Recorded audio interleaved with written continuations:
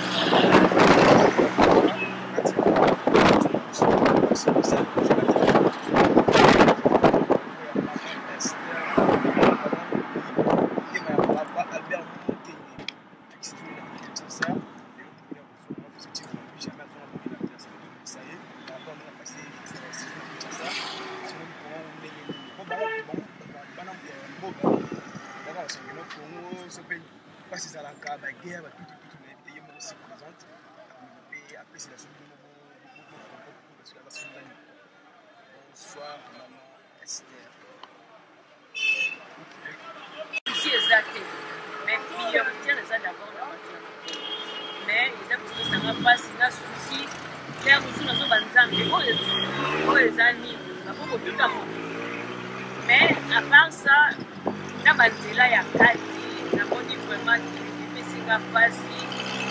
par rapport à cette chose à la photo, on va se mangala qui la vérité parce que na kati na sport TV vraiment na debo kotatinga na nestengo mingi na moni que mboka na biso eza bien mais na kosenga vraiment que non bakonzi ya mboka bamekana kozwa soin ya mboka na biso na banzela ya kati eza pasi banzela ya kati eza te bana poto vraiment soki kenga moko na likia na Nasport TV pour na informer bino parce que banzela ya kati eza te mutu aloba te que non mboka ebongi oui mboka ebongi na nzela ya libanda comme le voir du 30 juin en tout cas ok à partir ya report ya ndili na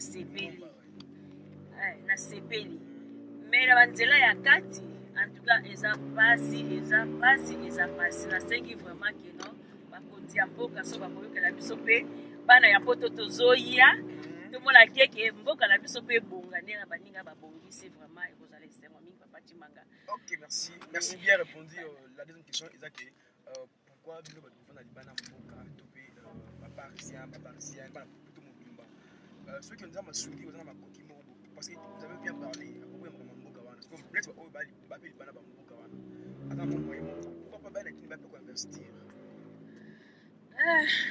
nakoloba ke papa Timanga nakoba ke mutu moko tia kokoloba ke azali na mo ya mboka nete mpona kwa investir na Kinshasa mais il faut d'abord ayeba qu'il a raison pour investir awa na Kinshasa pour investir place nini na position nini na condition nini yango nga na kosenga ke na biso bana ya poto na sens ke non oyo nyonso aza vraiment na souci ya koya investir na Kinshasa eza mabe te en tout cas le Kinshasa ke namonaki na ba 7 ans passés eza Kinshasa na moni lelo te na côté nini na côté ba immobilier ndenge vraiment batongi en tout cas bana poto vraiment sala effort il s'agit que zolia il faut zonge pa na bino zata mwa mabele moko ya moke parce que tozolo bakeno bapaya basombi mboka nyonso pourquoi biso mo tozozwa conscience te ya tozonga toya kolukata ya mokie parce que ba place esili ya bana poto bobenda film ba place eza lisusu te so bolingi bo contacter par rapport ya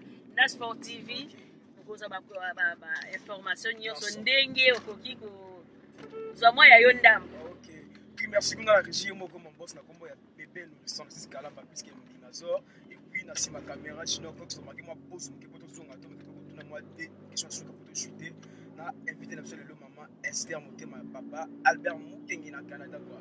Marquons cette pause. Merci. Check.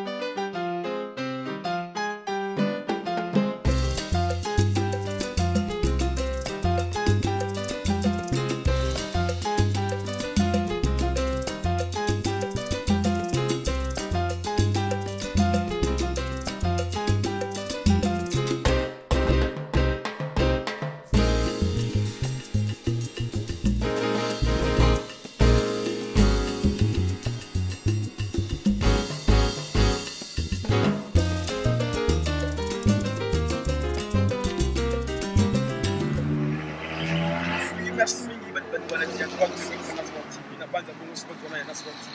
Il y a beaucoup de puissants, puisque le Minazor, à Chilébino, et c'est des signes. Il y a les plus dans ces propres plateaux, il y a un sportif. Parce que moi, je suis là pour gagner, maman, la petite maman, c'était un peu de chuter là. Maman, c'était ça. On peut dire que dans sportif, il y a Bino, Bana, ça n'a pas de banque, puis ils vont dans le petit. Donc, vous avez qu'est-ce qu'on fait dans la radio? On a expliqué, on a Oyo, avec ma mère, on a pas de séparation.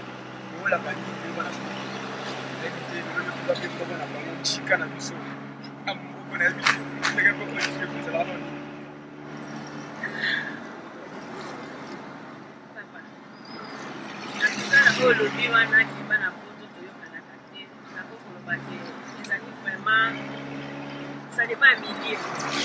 Milliers mususu, au bout de batu bavanda, basala ya bien na poto. Et là, ça n'a pas na téléphone. À cause de Oyo amemi na poto parce qu'il n'a rien à faire na poto.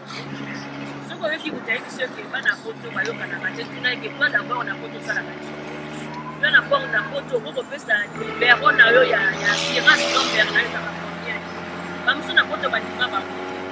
Et na lea bandima ba ça n'a rien à faire na poto. C'est bien pour dans on na mboka, aya pour aider mboka et que poto. Na poto na poto comme na kate na distraction. La distraction dans le lien aussi malé na téléphone, ba ko benga ko to ba.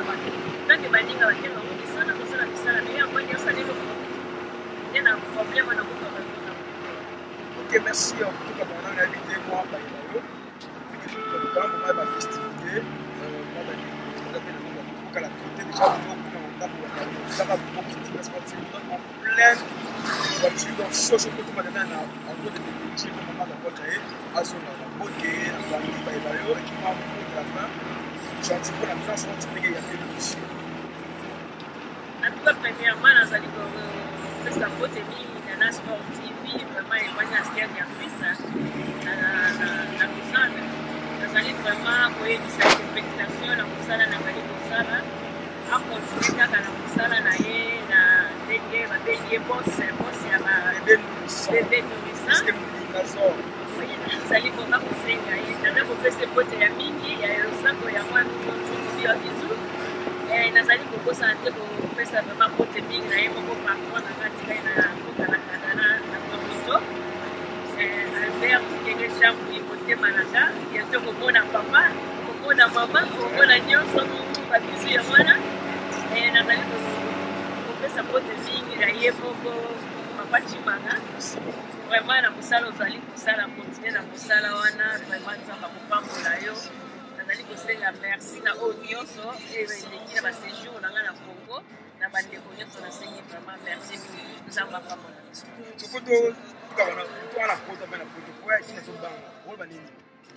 Ah non, on va voir la photo, mais qui n'est pas qui n'est bien. En tout cas, la vivre la qui, la mi senti que non, la chez nous. Qui ne peut pas y avoir la photo pour y avoir tant que ça vient au y a l'aéroport, en tout cas, ce n'est pas vrai. Qui n'est pas dans mon photo, on a la vivre la qui, la salle de séjour, on a un mois la qui, en tout cas, la parfaite, on a qui n'est pas bien. Ok, merci. Encore de moi, Fiston Chimanga. Il y a un grand merci à toute l'équipe. Mon boss, merci pour la j'ai pris la montage. Et puis, la caméra est mon coach junior. Merci pour mon frère. On a